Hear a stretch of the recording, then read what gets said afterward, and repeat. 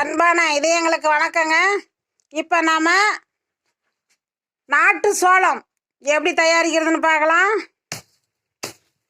அந்த காலத்தில் இப்படி தான் தட்டி சாப்பாடு செய்வாங்க. இதாங்க நாட்டு சோளம். இதில் சாப்பாடு செய்யலாம், பக்கோடா சுடலாம், கூட்டு குழம்பு வைக்கலாம், சோள பணியாரம் செய்யலாம். இப்படி தட்டுனுங்க. பாருங்க, சோளம் ரெடி ஆயிருச்சு.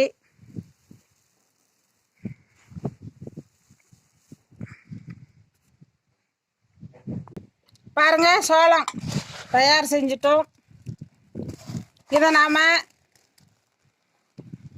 நல்லா கல் இல்லாமல் நீக்கி நம்ம மிக்சியில் நல்லா பவுடராக அரைச்சி மிளகாப்பொடி, கருவேப்பிலை இதெல்லாம் சேர்த்து பக்கோடா சுட்டா சூப்பராக இருக்கும்.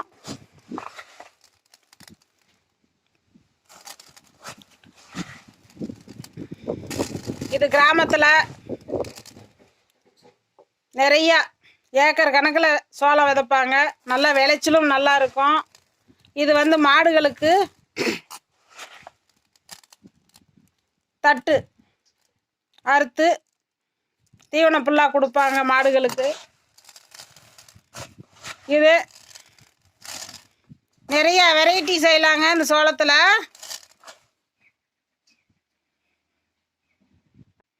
இப்பெல்லாம் இயந்திரம் வந்துருச்சு. அந்த காலத்தில் 10 மூட்டை சோளம் ஆனாலும் இப்படி தான் தடியாலேயே அடித்து ரொம்ப எடுக்கணுங்க இந்த சோளத்தையெல்லாம். அப்போல்லாம் ரொம்ப கஷ்டம் இந்த சோளம் தயாரிக்கிறதுக்கு. சோளம் ஆட்டுக்கல்லில் போட்டு இடிக்கணும். இடித்து தான் சாப்பாடு செய்வாங்க. ரொம்ப சத்து இந்த சோளத்தில் இருக்குது. புரத சத்து அவ்வளோ இருக்குது. இப்போல்லாம் நம்ம இந்த சோளத்தை நினைக்கிறதே இல்லை.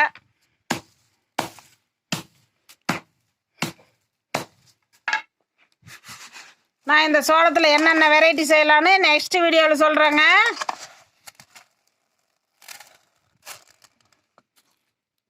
நன்றிங்க.